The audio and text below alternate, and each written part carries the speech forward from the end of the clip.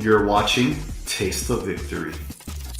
The new All Force and Gallantmon starter decks have been out for a bit now. Now let's go ahead and get into it right away first with the Gallantmon starter deck. Out the box, this is genuinely a great deck, and I really like it as a way to introduce players into the game. However, I understand wanting to take your deck to the next level and be able to take it to your locals and perform. So that's what we're going to get into here today. First up is Digimon. Digimon is a fine enough egg while it plays into the playstyle of red, which is deleting stuff. However, it's only once per turn and it's only when deleting something, which this isn't too focused on deleting stuff. So you will want to take this out, all four, and replace it with 4 copies of Biomon. Biomon is a great egg because it'll play into the strategy we're building towards once we see the rest of the deck finalized. Your turn, once per turn, when this Digimon has piercing, it gains plus 2000 DP. So not only is this not once per turn if you're able to restand somehow, if you build your deck that way, you are also getting plus 2000 DP, which is what Digimon is getting you, but this is guaranteed with our top end. So Digimon is a fantastic egg to get aggression on our big DP boost. After him, we move on to our rookies. Starter deck comes with a fantastic rookie, both of them blue and red, because they have the ability to warp Digivolve. Gallantmon comes at 2 in the red starter deck, and its ability is your turn. If your opponent has a level 6 or higher Digimon in play, this Digimon can Digivolve into a Gallantmon in your hand for a memory cost of 4, ignoring its Digivolution requirements. Its inheritable is, when an opponent's Digimon is deleted, trigger draw 1. This is amazing to be able to quickly go into the Gallantmon that comes with it in the starter deck, also at 2. And conveniently, 2 is a really good number to run both of these at, just as a tech to be able to have as a backup mega you can quickly get to. This is a good ratio, and perfectly, I honestly believe, you wouldn't need to buy 2 of the starter deck unless you really want the memory boost. I think this comes great with what you need at just 1 copy. Monodramon is a 2-cost vanilla rookie, and while this is still a great option in decks like Chessmon, because you have the ability to hard slam to activate its ability, we don't have too much use for its utility of being able to go wide cheaply in this deck. So we will take out 4 Monodramons, and put in Agumon from the previous starter deck. Previous starter deck Agumon gives you plus 1000 DP inheritable unconditionally on your turn. This is fantastic to get high DP to be able to beat over your opponent's Digimon and live security checks. Next up, we got Agumon from this starter deck, which we will leave in at 4 copies because its effect is fantastic. When attacking, when this Digimon attacks a player, it gets plus 2000 DP for the turn. So that is a gigantic boost that can come in handy when swinging at security. Because of the aggressive nature of this deck, we will go ahead and leave him at 4. He's a fantastic addition. After that, we have the starter deck Gallantmon, which you could choose to live in for the backup mega, or we could take it out if we choose to play with the mega slot, which I will give suggestions for when we get to it. Next up, we have Biomon, who is a blocker at the rookie level, which is very nice to see included in the starter deck, but also, your turn, this Digimon can't attack players. Because of the strategy we are running with this deck, we would prefer to have blockers at the champion level, and not being able to attack with Biomon really sets us back for the goal of this deck, which is to be aggressive as possible. We will go ahead and take out the 4 copies of Biomon, and replace it with 3 Agumons from Booster Set 5.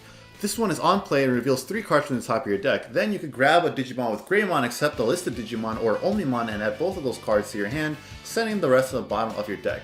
This is great value off of a card we will see later in the deck when comboed. We are building up towards Shine Greymon that comes in the starter deck, because he has set 4, and this is about upgrading the starter deck itself and being able to get into locals without having to spend as much as possible. We will be focusing on him as opposed to getting a second starter deck for Gallantmon. However, if you do have 2 copies, feel free to make Gallantmon the focus of your deck. The Shine Greymon is 4 to Digivolve into and has the effects Security Attack +1 and Piercing. So it is always ready to beat over your opponent's Digimon and still make a dangerous impact into their security. Our inheritables in this deck will be building up to power up this Shine Greymon. After that, we're going to take down some of the champions to start making room for our more rookies, as currently we are only at 13 and we might want a bit more than that for consistency's sake. We will cut out the Growlmon that comes at 2 in the starter deck, because when an opponent's Digimon is deleted, gain 1 memory is pretty nice. That is definitely an option you can choose to keep if you prefer. However, we want to build up fast to Shine Greymon because he is a 4-cost Digivolve, so we want to keep our lower Digivolution cost cheaper to make up for that 4 cost. So we're going to drop a lot of these 2 costs in favor of running 1-cost champions or more rookies. In the case of more rookies, we're running the Booster Set 1.0 Agumon, which is on play, reveal top 5 cards of your deck and add 1 Tamer card among them to your hand. Then you can place the remaining at the bottom of your deck, and this is great for cycling into our Tamers that will help us go into our Mega. We will keep Dark Tyrannomon at 4 because he is a 1-cost Digivolution, which, as explained earlier, will help us climb up faster to Shine Greymon, our win con. Our other champions that we're going to want to run is Monochromon. We're going to add 4 to 3 of Monochromon, and that ratio will be played around with Dark Tyrannomon. It depends on what you value more. It doesn't hurt running more of the other, but Monochromon is, while being a blocker, only 5,000 DP, which will easily get removed, while you Dark Tyrannomon being 6,000 will make your opponents have to work for it just that little bit more, so feel free to play with this ratio.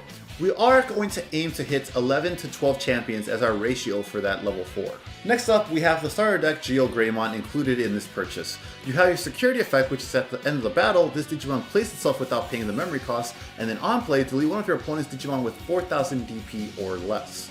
This is a fantastic card to make your security even more threatening paired with the options that already come in this starter deck. You can definitely leave this card at 4 or play around with it if you want to run other cards. Other suggested cards if you don't want to run the extra security bomb would be 2 Agunimon to be able to seal game away, because in a strategy where we aim to clear a lot of security attacks in one swing, that one extra security attack may be game when digivolving off a Tamer and your opponent can't respond to it in time. Your other option would be the first starter deck Greymon. If you do decide to run this one, I highly encourage going down on one of your other champions to up this one to 4 to increase the OTK potential, or close to OTK potential. It is security attack plus 1 inheritable, which is incredibly valuable since it is non-conditional and puts early pressure on the opponent to answer it. Unfortunately, despite being in a starter deck, this card is hovering around $16, which is crazy, and I hope Bandai reprints it because it is an entry-level card, which players will need a lot of access to in the color red. However, if you do have access to it, you want to prioritize running this card at 4 over the previous suggested options. If you cannot, the 4 Geo Grey to threaten your security is a great substitute. Next up, we move up to our ultimate line. While Cortramon is typically a great ultimate because it is a vanilla level 5, only 5 to play, being able to cheat the cost quickly by hardcasting him and going up to your Mega, and only being 2 to Digivolve into when ultimates are traditionally 3 to Digivolve into, 3 memory. While all that makes Gallantmon a great card, we need our inheritables desperately in this deck to power up Shine Greymon. So we will remove the 2 Cortramons, and we will remove the Rise Greymon. It is 7 to play onto the field, and on play, delete one of your opponent's Digimon with 5,000 DP or less. That's just giving up too much memory in this meta, so we'll go ahead and cut those ultimates included in this deck.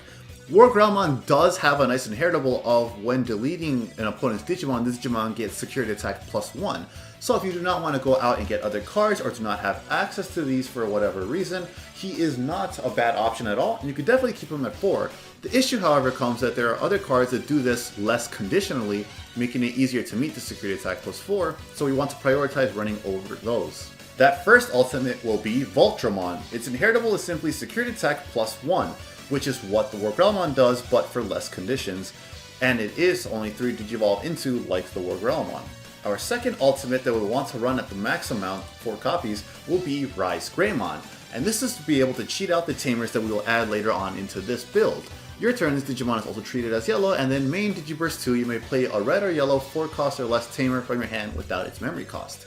Its inheritable is also useful, minus 2000 DP when attacking if you have a Tamer, to possibly clear out some of Gabumon Bond of Friendship's rookies that may be lying around on the field, or reduce a blocker so that you don't crash but rather beat over their blocker. Next up, we go to our Megas. We talked previously about how Shine Greymon is the head of the deck because we are trying to focus on that piercing and on that security attack plus 1 to make that piercing very threatening. You can absolutely keep the Gallantmon and Gilmon package if you just want to play out the box.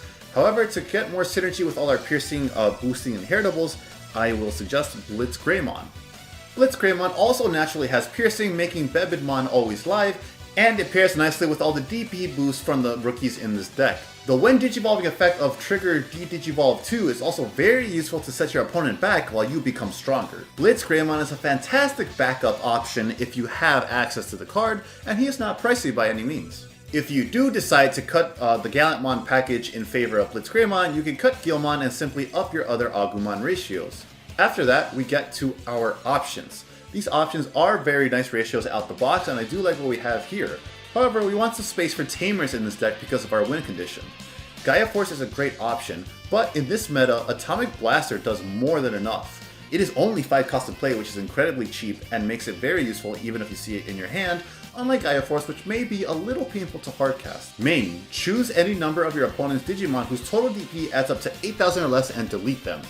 Against decks that are popular right now, like Gallantmon, Bond of Friendship, and other Rookie Rush based decks, this is huge to be able to clear out your opponent's board, even if they have champions, because a lot of those rookie Digimon may only have 1000 DP, and Gorillamon, for example, only has like 6000 DP. This clears 2 of those out even if they're at the champion level. And then its security effect lets it play itself from security. So paired with your Geo Greymon, if you are running that build, makes your security very threatening. As for Gaia Force, how threatening you want to make your security is totally valid, and you can play with this ratio on your own. For this build, we will be cutting these. Here we start adding our Tamers. We have Tai Kamiya from Booster Set 1.0. Unfortunately, this has really risen in price, being only a rare from the first set. But because of Chessmon and every other red deck basically, because this is the best tamer for it, is running it. Because of that, prices seem to have gone up, but it is a fantastic tamer for red. All of your red Digimon with 4 or more Digivolution sources gain security attack +1, and then you set yourself to 3 memory to guarantee some plays that turn instead of getting choked to 1. It's a fantastic option, and we want it for the security attack +1 to make our swings as huge as possible and be able to close out game very quickly, because we are building up to a quite expensive Mega with the 4-cost Digivolution on both of them if you run this Greymon build. However, this is a pricey card, and there is a tamer that is much cheaper that plays into the strategy.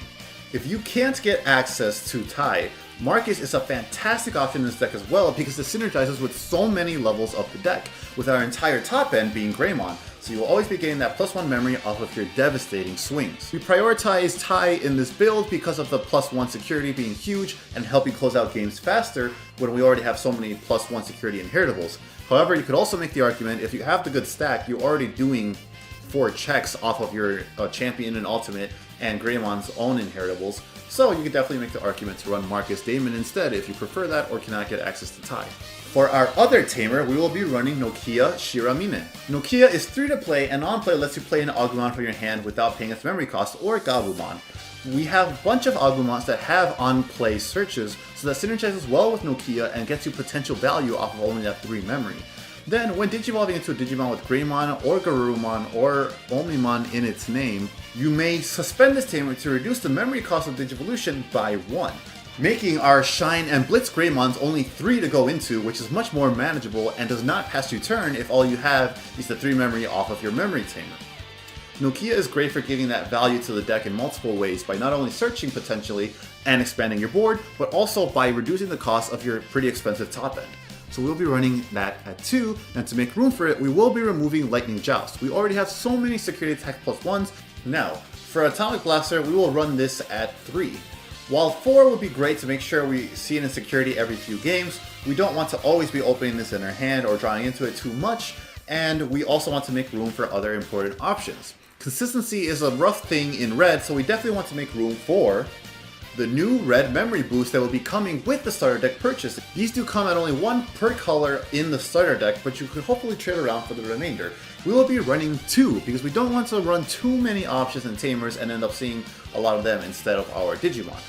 The memory boost is fantastic because on play it reveals the top 4 cards of your deck, and then you can add any 1 red Digimon card from among them to your hand, and then later it sticks itself on the field and you can send it to the trash to gain 2 memory, which when paired with your memory tamer will put you in a range enough to be able to digivolve into your Blitz or Shine Greymon without passing turn. The memory it gives and that consistency boost is invaluable off red memory boost, and because of that you can even play around with the ratios of maybe 3 memory boost and 2 Atomic Blaster. And finally, one final suggestion that I think may actually end up making the final list would be to cut your rookie countdown a bit to be able to make room for Blitz Omnimon. Because this is a deck focused on quickly getting rid of security, that 1 extra swing from Blitz Omnimon may be enough to seal you the game and win that same turn. I would suggest cutting some of your level 3s to make room for that, preferably these 2 since they don't have the powerful inheritables that we need in this deck. 13 rookies is still a very comfortable number to see them all in your opening hand. 13 to 15 is the range you would want to see. So this will be your upgraded starter deck, tournament ready deck. This is definitely a great list to get you through the door at locals and to get familiar with the game, and I really do think it can take you far if you know how to play it well and you're familiar with all of your matchups. And there you have your Shine Greymon Piercing deck. Some honorable suggestions, because this was a budget build not mentioned, would be the Promo Agumon. Promo Agumon came as a box topper, I believe, in 1.0 or 1.5. You would simply run this card in place of the starter deck Agumon, because starter deck Agumon is only live when swinging directly at security, so there is that bit of anti-synergy with the piercing focus in the deck. If you were able to get 4 copies of this card, you would replace the starter deck with that. But since this is keeping budget in mind, you would run 4 copies of this. Similarly with Greymon from the old starter deck, you would simply run 4 of the Geo Greymon included in this starter deck if you can't have access to it. I really appreciate everyone coming to watch and hope you enjoyed it. I'll see you in the next video, and until that next video, remember to stay hungry until you get a taste of victory. So I realized after the video, quick edit, I realized I knew I got this idea from somewhere because it was in my head. I was like, I gotta add this for the starter decks, and I realized finally, while looking through one of my favorite channels, this was an old video featured on DPP's channel. Like, there was gameplay of it in his locals. So shout out to DPP, definitely check out their channel, check out that video. Shout out to the people at his locals, inspiring the idea for this deck. And I'll see you guys once again in the next video. Thanks for watching.